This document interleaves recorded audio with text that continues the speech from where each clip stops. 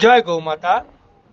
જામખંભાળિયામાં 36 કલાકમાં 26 ઇંચ વરસાદ પડતા એટલે કે આ અતિવૃષ્ટિમાં જામખંભાળિયામાં શ્રમજીવી પરિવારો જ્યાં રહે છે તે નીચાણવાળા વિસ્તારમાં બધા શ્રમજીવી પરિવારોના ઘરમાં પાણી ભરાઈ ગયું હતું, જેને લીધે આવા ગરીબ શ્રમજીવી પરિવારના ઘરમાં અનાજ, કરિયાણું અને ઘર વખરી બધું જ પલળી ગયું હતું।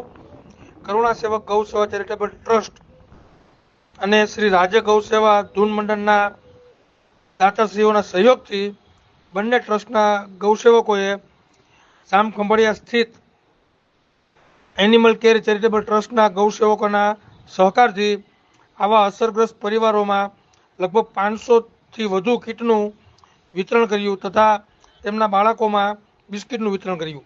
જય ગૌ માતા, જય ગોપાલ, હર હર મહાદેવ।